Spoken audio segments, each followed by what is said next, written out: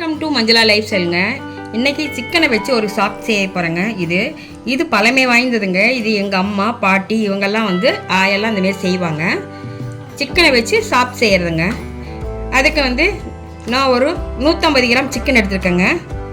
ஒரு 7-8 வரமிளகா எடுத்துருக்கேங்க. பட்டை ஒரு 2-3 துண்டுங்க. கிராம்பு ஒரு இஞ்சி போட்டுக்கலாங்க. வரமிளகா போட்டுக்கலாங்க.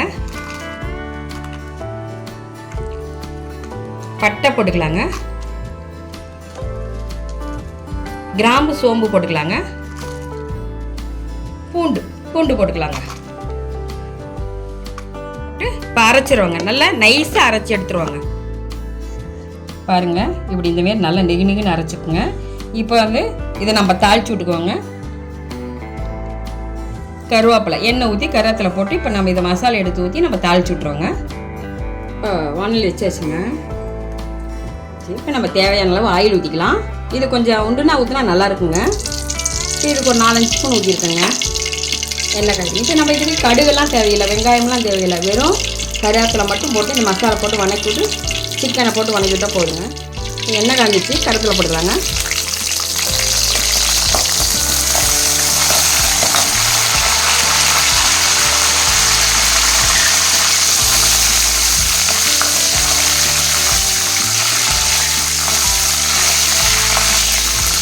கருவேப்பிலை பொரிஞ்சு வச்சுங்க. இப்போ நம்ம இந்த அரைச்சி வச்சுட்டா ஊற்றிடலாங்க.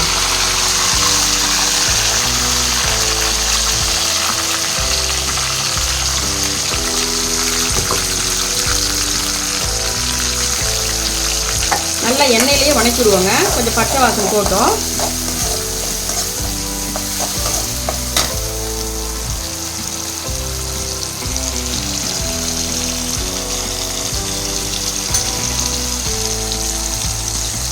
கால் டீஸ்பூன் மஞ்சள் போட்டுக்கலாங்க.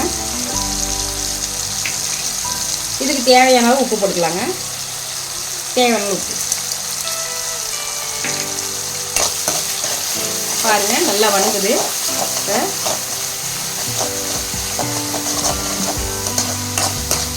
இந்த மசாலா எண்ணெயிலேயே நல்லா வணங்கணுங்க. இது ரசம், சாப்பாடு, சாம்பார் சாதம், சும்மா வெறும் சாதம் கூட நீங்கள் போட்டு கண்ணு சாப்பிட்லாம், நல்லாயிருக்கும். இந்த மாரி செஞ்சு பாருங்கள்.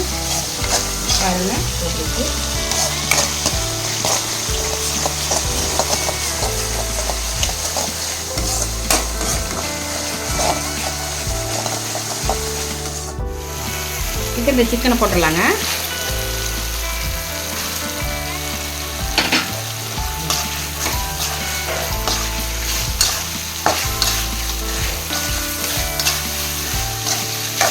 எண்ணெயிலே ஒரு நிமிஷம் வணக்கிட்டு அதுக்கப்புறம் நம்ம தண்ணி ஊற்றிக்கலாங்க.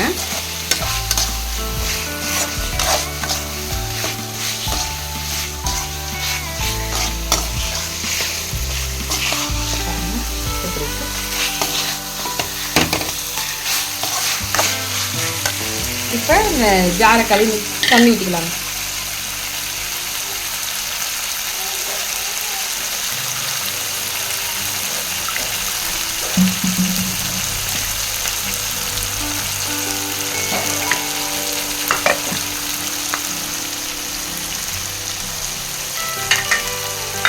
இது கறி வேகிறதுக்கு தேவையான அளவு தண்ணி ஊற்றிக்கலாங்க.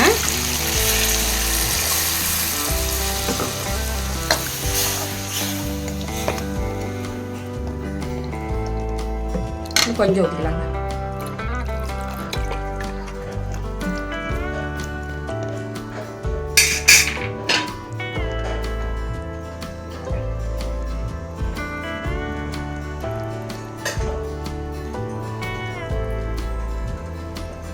இப்போ இது ஒரு மூடி வச்சுட்டு ஒரு 1/4 மணி நேரம் வேக விடலாங்க. இப்போ மூடி வச்சிடலாங்க. பாருங்க, சிக்கன் சாப் சுட சுட ரெடி ஆயிடுச்சு. எப்படி இருக்குன்னு பாருங்கள். இது நீங்கள் சாதத்தில் போட்டு பிணைஞ்சு சாப்பிட்லாம். இட்லி தோசை கூட தொட்டுக்கலாம். சப்பாத்தி பூரி எல்லாத்துக்குமே நீங்கள் தொட்டு சாப்பிட்லாம். தயிர் சாதத்துக்கு சூப்பராக இருக்குங்க. இந்தமாரி நீங்கள் செஞ்சு பார்த்துட்டு கமெண்டில் எப்படின்னு சொல்லுங்கள். பாருங்கள், நல்லா சுட காரம் சாரமாக நல்லா ரெடி.